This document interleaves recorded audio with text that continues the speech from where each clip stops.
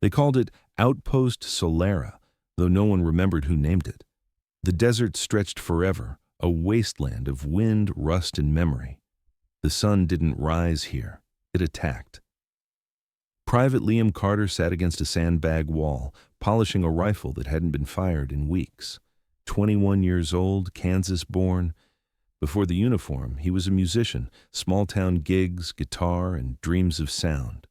Now, all he heard was the desert's heartbeat, a low hum of silence. He wrote in a battered notebook every night, letters to no one, songs to himself. On the first page, still hot, still loud, still alive. Sometimes he whispered it like a prayer. Mornings began with sirens and ended with dust. Coffee tasted like diesel. Orders came, patrols went, and nothing changed except the heat.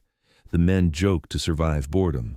Sergeant Rios carved chess pieces out of bullet casings. Private Harris claimed he could hear sand moving in his sleep. Liam just wrote. Every night under a sky so big it felt cruel. He opened his notebook and tried to remember what rain sounded like. Pinned inside the cover, a photo of Rihanna back when she'd performed for troops overseas. She wore combat boots, holding a mic, smiling like someone who understood what silence cost. Liam didn't believe in luck, but he believed in her voice. Sometimes the wind carried phantom sounds, metal, echoes, maybe music.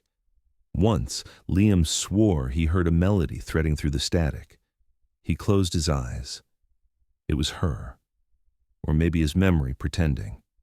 Rihanna had said in an old interview, "Discipline taught me rhythm." That line stuck with him. Out here, rhythm was everything. Breathing, walking, surviving. He wrote a lyric. Even the sand hums a tune if you're lonely enough to hear it. He smiled, folded the page, and slid it behind the photo. Tomorrow would be like yesterday, unless something broke the loop. He didn't know it yet, but something was already coming. "Attention, all personnel," the intercom crackled. "Mandatory briefing, 0900 hours." The mess hall buzzed. Soldiers guessed it was a new safety lecture, maybe mail, maybe new rations. Nobody cared much, until Corporal Fields stormed in, waving a memo. USO Global Tour, special guest, Outpost Solara. Blank stares, then disbelief. Fields grinned. Rihanna. 3 days Forks froze mid-air. Someone muttered, "You're joking." But the memo was stamped official. The base erupted. Liam felt his heart trip over itself. The name hit like a chord he hadn't played in years. He looked at her photo, the one taped inside his notebook, and whispered, "You're really coming here?" The next morning, Outpost Solara looked alive. Boot polished, flags straightened, jokes louder. Even the air smelled less like dust. Men shaved. Someone hung fairy lights around the generator tent for ambiance. Rios passed Liam in the yard. "You writing her a song or something?" "Maybe," Liam said, smiling, "if I get to hear her first." At night, under floodlights, the desert felt different, like it was waiting for a sound big enough to fill it. He opened his notebook one last time that evening and wrote, "If she sings under this sky, I'll know the world still has rhythm." The air changed before the sound did. Engines echoed across the dunes, deep, rhythmic, like thunder deciding where to land. Soldiers rushed to the perimeter, hands shielding their eyes from the glare. A transport helicopter broke through the dust cloud, slicing the horizon. The red logo on its side read, USO Tour Unit 4. It landed heavy, sand exploding outward. Rihanna stepped out wearing desert boots, olive green cargo pants, and a black cap pulled low. She smiled, the kind that didn't ask for applause, only silence. The men froze, half in disbelief, half in awe. Rios muttered, "I'll be damned. She actually came." Somewhere behind the crowd, Liam stood still, breath caught in his throat. The woman whose voice had filled his nights was now walking through the dust of his world. Outpost Solara had never seen so much laughter. Rihanna toured the tents, greeting soldiers, shaking hands, cracking jokes that landed softer than the sun. Someone offered her instant coffee. She winced, then laughed. "That's a war crime," she said. Everyone roared. She stopped by a group fixing a Humvee. One soldier asked, "You sure you're real?" She smiled. "Not entirely." Behind them, Liam watched quietly, pretending to fix his strap. When her eyes passed over him, just for a second, he looked away too fast. But that second felt like it lasted longer than the war itself. The next morning, a new roster appeared on the bulletin board. Liam's name, Carter, Liam, North Perimeter, 1900 hours. The same hour as the concert. He stared at it, throat tight. Harris clapped him on the back. "Bad luck, brother. Someone's got to guard the sand." "Yeah," Liam said, forcing a grin. "Wouldn't want it to escape." He walked away slowly, the paper still fluttering behind him. That night he opened his notebook and wrote one line. "If she sings and I can't hear it, does the music still exist?" The bass transformed. Floodlights shimmered against rising dust, casting halos in the air. The temporary stage glowed faintly blue beneath a banner that read, "Rihanna, one night for the brave." Speakers lined the field, wires twisting like veins. Soldiers gathered, hundreds of them, their faces lit by the promise of sound. Rihanna tested the mic. Her voice echoed, low, smooth, magnetic. "This one's for all of you, out here making silence feel safe." The crowd erupted. On the far edge of the bass, Liam leaned on his rifle, listening to the wind carry her voice in broken pieces. Each note arrived late, like a heartbeat traveling through time. The music began. The bass thudded across the desert floor, rolling like a storm. Lights danced over helmets, laughter burst like fireworks. Rihanna sang, "Stay." The melody stretched across the night, fragile, trembling, alive. Liam closed his eyes on the watchtower, whispering every lyric from memory. "Round and around and around we go." He imagined the crowd, the glow on her face, the sound wrapping the camp like a blanket. For the first time since arriving in Solara, he wasn't a soldier. He was just a boy from Kansas, listening to the one voice that still remembered how to reach him. After the concert, the air buzzed with leftover music. Rihanna stayed by the stage, signing caps, shirts, even ammo boxes.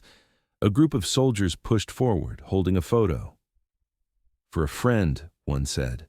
She smiled, lipstick still fresh from the mic. "What's his name?" "Liam," they said together. She paused, then signed in red ink, "For Liam, keep your head up." Then, with a soft laugh, she kissed the corner of the photo, leaving a faint ruby mark. "Make sure he gets it," she said. But fate had already made other plans. The bass was quiet, almost too quiet. Generators hummed, desert wind swept empty chairs, and the moon hung heavy over Solara. Liam checked his rifle, then looked toward the lights from afar, still glowing faintly from the concert. He could almost imagine her voice still echoing, the laughter, the applause. He smiled to himself. Then his radio crackled, static whispering through. Nothing clear, just a hiss. "North Perimeter! Movement!" The line went dead. Liam stood still, breath caught halfway. Then he saw it, a flicker in the dark. It came like thunder, no warning, no pattern. The first blast tore through the sand, a wall of heat and dust swallowing the outpost. Rihanna's voice from the concert echoed in memory, now replaced by screams and shouts. "Contact! North Gate!" Liam hit the ground, firing toward shadows breaking through the fence. 3, 4 figures, fast, silent, trained. He shouted coordinates through his radio, but the static ate every word. He was alone. He reloaded, chest heaving, eyes burning from smoke. The world became a heartbeat, and his pulse was the drum. By the time backup arrived, the horizon was on fire. Black smoke spiraled upward, painting the stars in ash. Liam lay beside his rifle, eyes open to the night sky. One hand still clutched his notebook.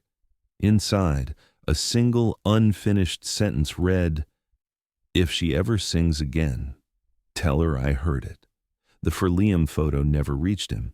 It was found hours later in the sand, its edges scorched, the lipstick mark untouched. Someone picked it up carefully, like it might still breathe. When Rihanna learned what happened, she didn't speak for a long time. She just stared at the photo they handed her, his name written in her own handwriting. For Liam.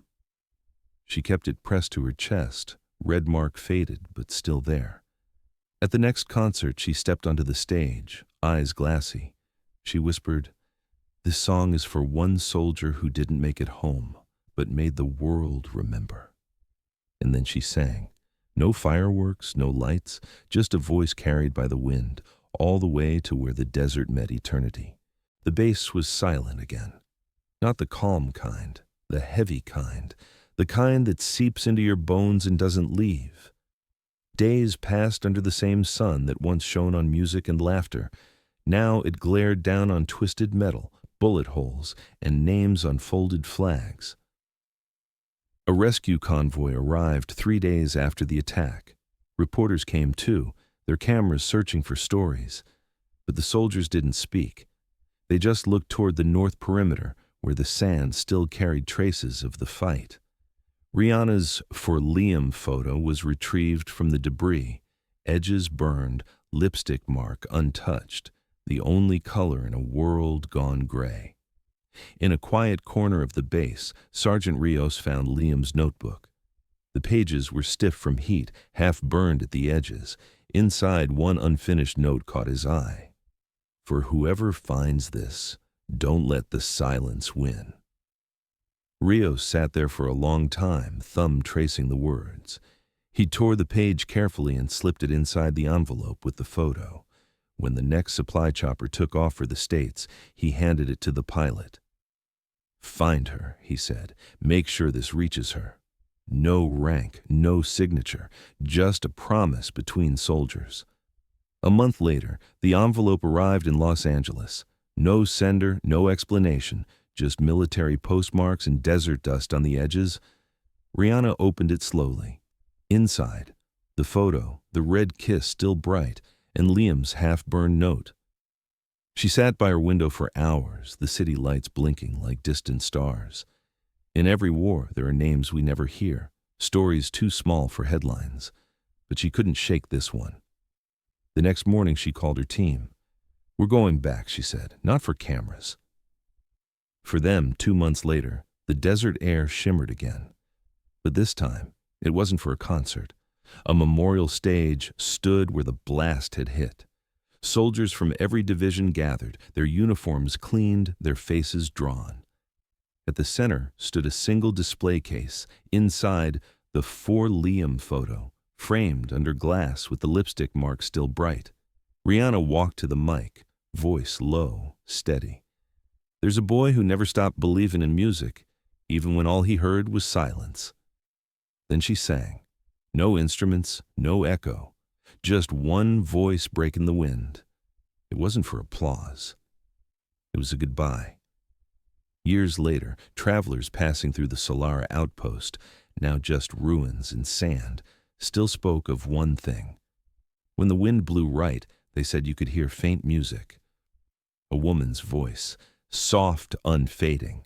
Locals called it the song for Liam.